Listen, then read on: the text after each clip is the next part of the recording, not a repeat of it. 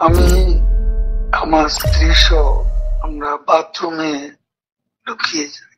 অনেকক্ষণ ছিলাম, প্রায় 5 ঘন্টা। প্রথমত তাদেরকে আমার ওয়াইফ সেই বাথরুমের মুখে দাঁড়িয়ে বারবার বলছিল যে আমি অসুস্থ, এ কথা বলে তাদের ফিরিয়ে দিচ্ছে। তারপরে 7-8 জন ছেলে ঢুকলো।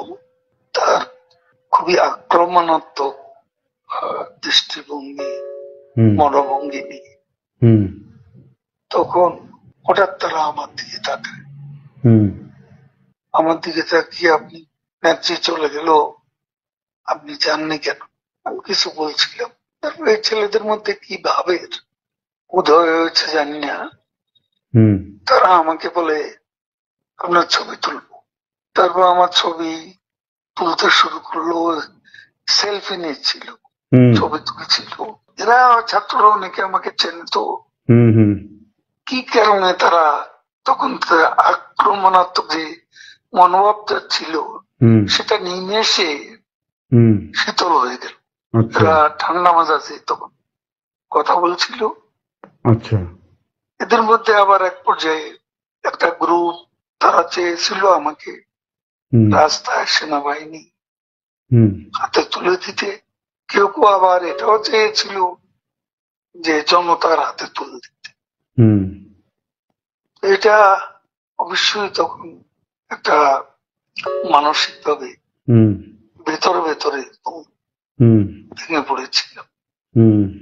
এরপর এরা এদের একটা শার্ট, এদের ওই ব্যাজ, লাল পতাকা শোভিত ব্যাজ লাগিয়ে, আবার কালো একটা মুখে একটা মাস্ক দিয়ে আমাকে হাঁটতে হাঁটতে সংসদ এলাকা থেকে বড় রাস্তা, গণভবন অভিমুখী রাস্তা, ওখানে নিয়ে যায়।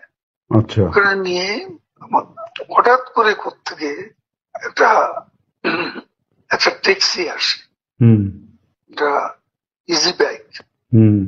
সেটা খালি ছিল, ওখানে কোনো গাড়ি ঘোড়া কিছু ছিল না।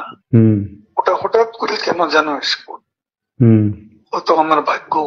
এরা দুজনে আমাকে নিয়ে, আমার ওয়াইফকে নিয়ে ওটাতে উঠলো আর বলতে লাগলো, ওতে তো অসংখ্য মানুষ, চেক আপ সব জায়গায়।